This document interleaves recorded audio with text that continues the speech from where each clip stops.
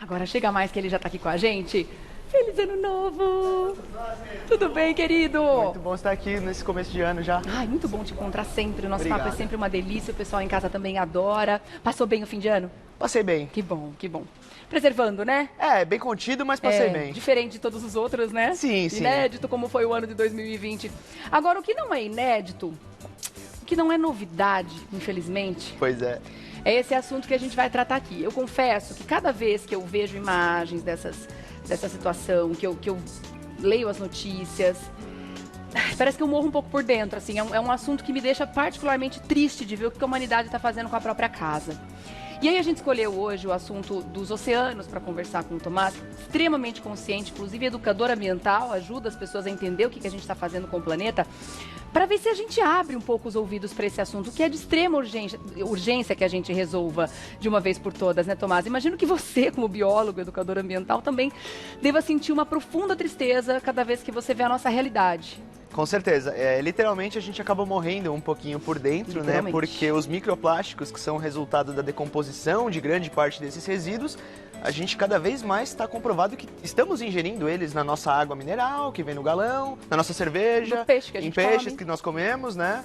Crustáceos, mariscos, etc. Então, realmente, a gente está morrendo um pouquinho por dentro quando a gente vê essas situações catastróficas, né? Geradas pela falta de consciência humana. Exatamente. E é aquela lei universal, né? O mal que a gente faz, ele volta. Isso aí é cara e batata em todas as situações. E aí a gente tem aqui dados, por isso que eu até pedi pro Mate pegar o telefone aqui, que na pauta tem uns dados que, assim, cai o queixo, né? Cai o queixo, os números relacionados a essa tragédia, essa catástrofe, que é essa quantidade de plástico absurda no oceano. Cerca de 8 milhões de toneladas de plástico entram anualmente nos nossos oceanos. Imagina isso em volume. 8 milhões de toneladas de plástico, tá? Atualmente, 90% das aves marinhas possuem fragmentos de plástico no estômago. 90%. Sim. Até 2050, teremos mais plástico que peixes nos oceanos. E isso é uma estimativa que eu acho que tem grande chance dela ser ainda encurtada. Dependendo, né? A população está aumentando. Exatamente. Né? O consumo aumenta. É uma tristeza.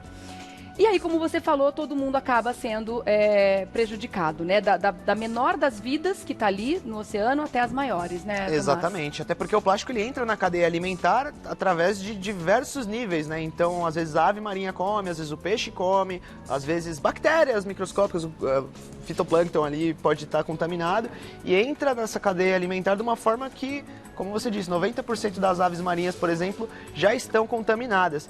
E 2 milhões de aves marinhas morrem ao redor do mundo todos os anos por conta da ingestão de plásticos. Quer dizer, além das causas naturais que já acontecem, já existem na cadeia alimentar, enfim, Exato. existe essa ação humana responsável por esse número gigantesco. Sim. E eu sei que é bem complicado da gente encarar isso com outros olhos que não sejam esse, né, de desesperança, né, de até medo do futuro. Sim. Mas é claro que a gente tem que lembrar que, apesar desses dados alarmantes, isso vai mudar, só vai depender de nós mudar. Assim como a gente causou o problema, a gente tem força para reverter, né? A gente não tá tranquilo, tipo, mas eu sou contra também esses alarmismos, pânico, né? Mas a gente tem que fazer muita coisa. Porque afinal de tá contas, apertando, os números não estão diminuindo, né? Não estão diminuindo. E cada coisa nova que a gente implanta, por exemplo, esse ano, a gente teve no começo do ano a gente sentiu um fôlego, né? De ver que o céu estava mais limpo, menos carro na rua, as pessoas estavam consumindo menos, etc, etc. A gente sabe que tem questões econômicas envolvidas aí, outras consequências e tal. Mas parece que a natureza deu uma respirada. Por outro lado, os descartáveis usados nessa época agora, porque redes de restaurante, todo mundo teve que se adaptar e colocar tudo descartável, máscaras, luvas, esses materiais EPIs, muitos deles não estão sendo descartados corretamente também, estão caindo nos oceanos, não é, Tomás? Exatamente. Putz, se você tiver a oportunidade de numa praça, no litoral, você vai ver máscara ali jogada, sabe? Sim. Porque as pessoas elas estão tratando como mais um dos lixos que elas sempre trataram como, não é mais problema meu. É igual a bituca de cigarro, que é o vice-líder nos resíduos que a gente encontra na costa brasileira, né? 90% é plástico e em segundo lugar são as bitucas de cigarro. É mesmo? Que é uma coisa que a pessoa, ela terminou de consumir, ela fala, é pequenininho, isso aqui já não me serve mais, tá fedendo, né? Joga ali. fuma, mas depois não quero isso perto de mim, né? Vou deixar aqui no carro. Não, vai pela janela. Isso virou banal, né? E isso, assim, não é só o povo brasileiro. A gente tem mania de síndrome de vira-lata, que a gente fala, né? Mas eu sei que lá em Paris eles têm problemas seríssimos com a questão das bitucas também, né? Porque existe uma glamorização daquele movimento, inclusive, do jogar a bituca, né? Também, Hollywood fez isso também, tem isso. não Como glamorizou o cigarro antes, né? Também glamorizou essa questão de... esse costume feio. De jogar, né? De se livrar, assim, do lixo. Tô com raiva, joga aí. Ou então, não tem lixo perto, né? A pessoa não sente aquilo como uma responsabilidade dela. Só que né? E todos pagam por conta da irresponsabilidade de alguns. E seria tão bom que a gente passasse a entender o tamanho da nossa responsabilidade com o lixo que a gente mesmo produz, né, Tomás? A gente acha que depois que a gente usou e a gente colocou no lixo, já não é mais nossa responsabilidade. Aí é de alguém, é do poder público, que deveria destinar direitinho isso aí, né? A gente tem que também ter a nossa parcela de fiscalização. Será que estão levando mesmo o meu lixo para o lugar certo? Será que o meu condomínio está fazendo direitinho? Exato. É muito fácil você jogar a culpa no poder público, né? Mas a gente tem que lembrar que, primeiro, quem escolhe o poder público somos nós. E segundo, se a gente não der o nosso exemplo, como é que a gente vai querer cobrar lá em cima, né? Então, essa questão de fazer uma separação, por exemplo, do lixo na própria casa, sabe? Tem gente que nem se preocupa com isso hoje em dia. A gente fala de reciclagem toda hora, chega até a ser eco-chato, né? Que é uma coisa que eu luto muito pra não ser, porque o eco-chato ele não é ouvido. Ele tenta impor muitas coisas. Sim, ele é rotulado e pronto, deixado rotulado, né? Mas essa questão da reciclagem é algo tão simples de fazer, né? É só separar o lixo e tem muita gente que, como você disse, já usei, não é mais problema meu. Né? Joga tudo no mesmo lugar, que se dane. O governo que tem que criar alguma atitude, né? E por que a pessoa ela não entende a importância da ação dela, né? Acho que às vezes falta isso também.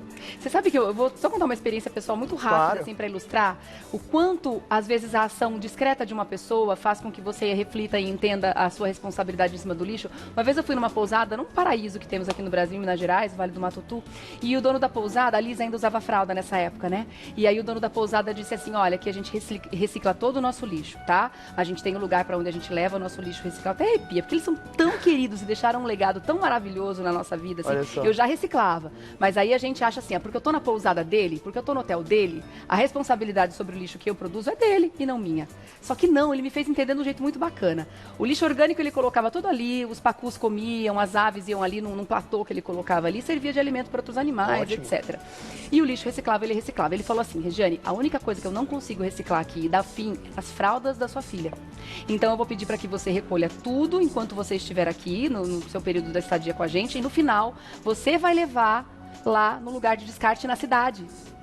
Cara, eu achei que foi incrível, porque ele fez isso de um jeito tão bacana e tão gentil, não me ofendeu absolutamente, e me deu uma lição tão legal. E eu acho que isso, assim, trouxe um choque de realidade muito legal. Não é porque eu tô na propriedade do cara que o problema é dele. Exatamente. Ele é nosso. Gente, é nossa casa, é nosso planeta. E ele te cativou, né? Através da experiência maravilhosa que você e sua família tiveram na pousada. A própria água, pega a água da montanha, faz a limpeza e devolve pra montanha água limpa. Um show. Zero imposição, né? Exatamente. Tudo através do exemplo, através de cativar, através de ciência, né? Consciência também. E consciência, com certeza também, né? Então tudo isso aliado é o que promove a mudança de fato, né? Não é simplesmente apontar o dedo. E é interessante que esse ano, mesmo com menos pessoas nas praias, a gente viu cenas assustadoras de lixo, né? Eu não sei se foi Ipanema que chegou uma imagem, não sei se eu vi no Twitter. São Conrado, as garrafas ali na praia, ali na zona. São Conrado? Eu acho que foi em São Conrado, pelo que eu vi. Tristeza, né? Meu, é impressionante. Só que eu vou te falar, Rê, isso não é de agora, tá? Isso é recorrente, isso já aconteceu outras vezes e talvez não tenha tido tanta repercussão antes, né? Sim. Porque imagina quantas vezes as pessoas viram isso e trataram como banal. É uma cena desoladora, desoladora. Agora, se de repente você não está acreditando muito no que a gente está falando, tem gente que ainda luta contra isso. O negacionismo existe, eu acredito em todas as situações, né? Da realidade que a gente vive. Então faz assim, ó, digita lá no YouTube, ilhas de plástico. Exatamente. Colocou isso no YouTube e você já vai ter uma noção dessa imagem, inclusive, que a gente printou para mostrar para você aí. A gente mostrou, inclusive, no começo da conversa, que o mergulhador, né, embaixo da ilha de plástico, são quilômetros navegando pelos oceanos, né, Tomás? Sim. Aí esse material ele vai ficando com pouca densidade, né, se junta na superfície, então vai agregando cada vez mais lixo que vai se encontrando, vai aumentando. Essa ilha passa aí, se eu não me engano, a extensão do estado de Minas Gerais, Rio e Espírito Santo juntos. Gente, praticamente fica lá no o Sudeste todo. Não, é uma ilha mesmo, é quase um continente de lixo flutuante, né? E o plástico, ele acaba sendo aliado, digamos assim, porque ele é o que aparece, né? Ele é o que boia, ele que é o que contamina as aves, ele é o que mostra os resultados mais chocantes ao nosso ver. Mas existem vários outros tipos de lixo, de resíduos que estão na água também, que eles também precisam ser tratados, precisam ser levados aí mais a sério, né? Muitos afundam e a gente não vê. Né? E o pessoal joga da mesma forma, né? Às vezes, restos de pescas, olha aí, resto de rede, né? Muitas coisas, resíduos químicos. No Rio de Janeiro foi, por exemplo, explodido um costão rochoso para que pudessem desovar ali o esgoto num lugar onde a praia onde não vissem, sabe? Literalmente maquiaram a poluição. Então isso tem que ser mudado, né? Exatamente. Ó, a Simone está comentando aqui que a poluição com os plásticos a gente sempre fala muito, mas você está colocando justamente isso agora, viu, Simone? O Tomás está dizendo dos outros agentes poluidores, né? Ela está dizendo aqui que tem muitas embalagens poluidoras que a indústria produz, né? A quantidade de embalagens plásticas produzidas é inacreditável. Ela quer saber se existe algum tipo de plano nacional de resíduo sólido que não é cumprido, enfim, que as empresas, ou se de repente esse plano nem existe. É bem complicado, né? Porque que nem na questão da pandemia, você citou bem as embalagens, por exemplo, né? Muitas embalagens, elas vêm pensadas no custo, não vêm nem com as especificações que deveria ter sobre reciclagem, etc. São perigosas para a nossa saúde. Podem muitas ser... vezes plástico tóxico. Muitas vezes plástico tóxico que a pessoa nem é informada, vai esquentar a comida junto com o plástico e tá lá se intoxicando sem nem saber, né? Então, assim, é muito complicado você depender da fiscalização quanto a essas questões, porque, assim, se fosse de fato uma coisa efetiva, a gente já teria substituído diversas embalagens, como por exemplo, embalagem multicamadas, que é muito difícil de separar. São tipo 3 tipos de plástico diferente, ou plástico com metal plástico, aquelas de salgadinho, aquela por longa-vida exemplo, também. Longa-vida, Tetra Pak também, que é bem, né, tem várias coisas que compõem. Então isso acaba sendo muito caro de reciclar. Então, financeiramente, a gente não tem muitas pessoas, muitas empresas interessadas em tirar esse lixo, esse resíduo do meio ambiente e reciclá-lo, né? Ao contrário, por exemplo, do alumínio, que é uma realidade mais fácil de reciclar e também é um produto mais caro, que é mais valorizado no mercado da reciclagem. A gente está vendo nessas imagens aí o quanto isso é impressionante mesmo, Sim. né? Que a gente vê oceanos mudando de cor, né? A vida marinha morrendo. Olha que judiação, olha essa tartaruga toda enroscada aí nessa rede. Sim. Animais que se deformam e tudo mais, né? É muito triste. Agora, o que tem sido feito? Quais são as soluções que estão sendo apresentadas? Qual é a luz que a gente tem visto no fim do túnel? Se é que ela está acontecendo. Isso aí. A gente tem que focar, a gente tem que ser positivista, Exatamente. né? A gente tem que olhar para isso e pensar o que eu posso fazer da minha casa para alterar essa realidade, porque como eu disse, né, as pessoas elas não sabem, não têm a noção do poder que elas têm, né? Fica sempre, mas vai ser só eu, tal. Não, você tem que fazer e você tem muito poder sobre isso. O que tem sido feito basicamente é reciclagem, né, conscientização, educação ambiental, e muitas pessoas têm se empenhado, principalmente, que é o que eu acho mais efetivo, em formas de coletar esses resíduos em grande escala, né? Então, eu vou ser um pouquinho polêmico agora, mas, por exemplo, o pessoal ouve muito aquela Greta Thunberg, que é uma ativista jovem que ela gosta de apontar o dedo.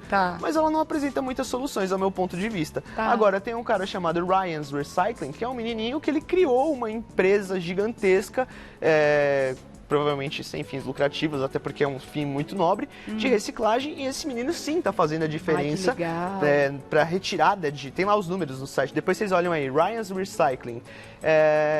Tem lá os dados, eu acredito que ele seja americano ou inglês, mas eu acho que é americano. E, sabe, esse menino ele tá fazendo a diferença e ele não é ouvido. Então, eu acho que a gente tem que ouvir mais pessoas que têm propostas, têm soluções efetivas, do que gente colocando para baixo, dizendo que vai tudo acabar, porque dessa forma as pessoas elas não estão interessadas. A gente entrega. Elas falam, já tá tudo ferrado mesmo, por que eu vou me preocupar, por que eu vou fazer diferente, né? É a teoria das janelas quebradas.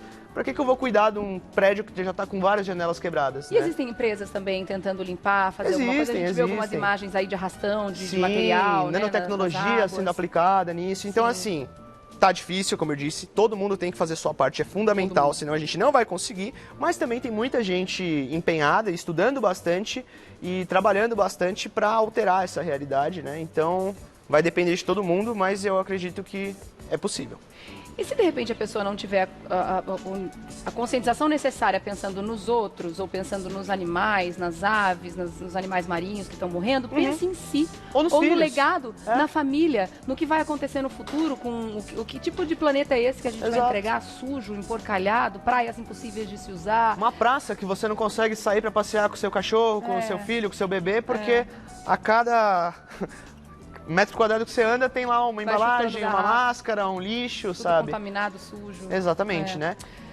Olha, Tomás, assunto de extrema importância. Com Você certeza. volta pra gente continuar esse papo, né? Ah, com certeza, Rê. Tô Esse e sempre tantos aqui pra outros. vocês. Exato. Obrigada, meu querido. Obrigado. Um ótimo ano pra você e Pra pra sua todos família nós. toda, viu? Isso aí. Pra fazer contato com o Tomás, tem tantos outros vídeos legais lá no YouTube, com muita conscientização ambiental também, pra você ir acompanhando o trabalho dele. O canal no YouTube é o Bicho Paulistano. E eu queria pedir para vocês seguirem também o Seu Lixo Meu, que é da minha amiga engenheira ambiental. Legal. Ela que me orientou, que me ajudou a estudar para essa pauta, né? Ela tem um trabalho muito legal sobre conscientização também nisso, de poluição marinha, etc. Seu Lixo Meu, Mariana Menato, muito obrigado, querida. Ai, parabéns pelo trabalho, já gostei. Adorei o nome, Seu Lixo Meu. É, Que muito sacada legal, fantástica. muito legal. Muito bom. Tomás, querido, obrigada. Até a Valeu. próxima, viu?